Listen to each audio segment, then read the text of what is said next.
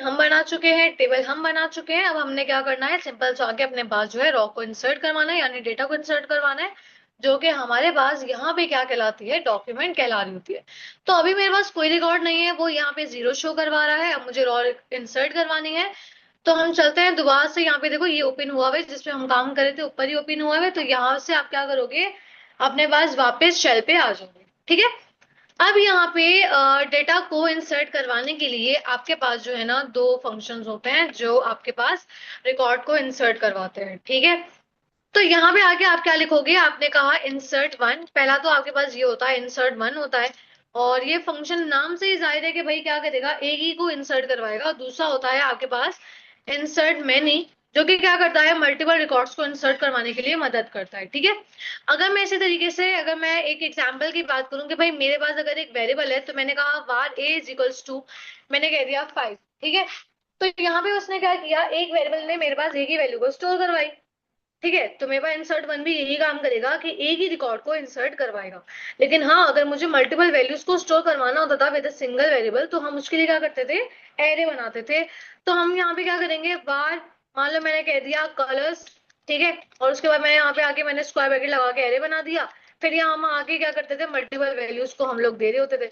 अब चाहे वो स्ट्रिंग वैल्यू हो, चाहे वो नंबर वैल्यू हो, ठीक है, ठीक है, मसले वाली बात नहीं है।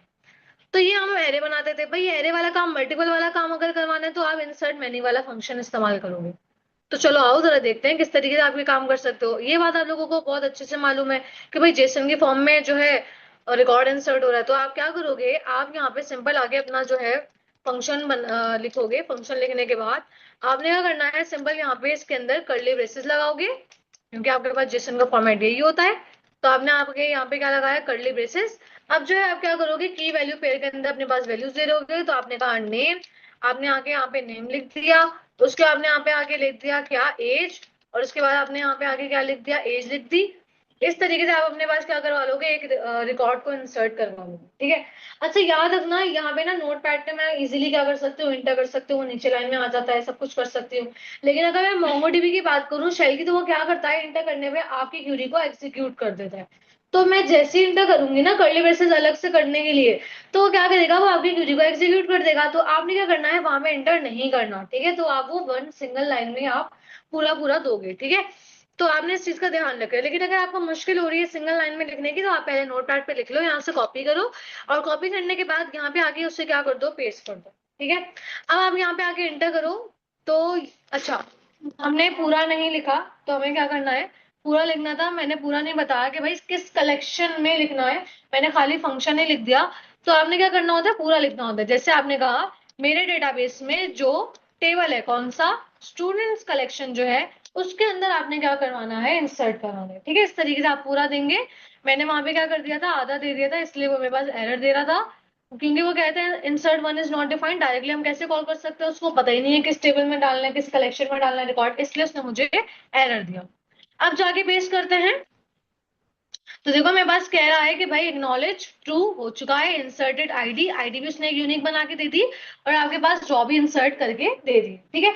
अब ये डेटा मैं कैसे देख सकती हूँ, मैं अगेन जाऊंगी डीबी फर्स्ट में, इसमें स्टूडेंट्स पे, इस पे क्लिक कर लो। तो देखो यहाँ पे आके आपके पास रिकॉर्ड आ चुका है। आईडी वाला मैंने कॉलम क्यों नहीं बनाया था, क्योंकि ऑलरेडी ये अपने पास, हाँ, हमारे पास जो है यूनिक आईडी जनरेट करके देता है, इसलिए मैंने आईडी वाला कॉलम रखा ही नहीं था। क्योंकि जब ये बना के दे रहा है, तो मुझे दोबारा से देने की जरूरत नहीं है। और दूसरी बात, ये जो आईडी देता है वो यूनिक ही देता है। ठीक है, सेम एज फायरबेस। तो मुझे यहाँ पे देने की जरूरत नहीं थी। ठीक है। तो यहाँ पे मैंने क्या किया, अपने पास सिंगल जो है रिकॉर्ड क्या करवा दिया, इंसर्ट करवा दिया। अच्छा मैंने ये बात कही ना कि आप जो है यहाँ पे इंटर नहीं कर सकते और आपको सिंगल लाइन में लिखना पड़ेगा। तो सिंगल लाइन में आप कैसे लिखोगे, आपने कहा dB dot student dot insert one. ठीक है। इंसर्ट वन करने के बाद अब इसी के, फिर आपने कहा नेम, कॉलन, और आपने कह दिया यहाँ पे एसएन।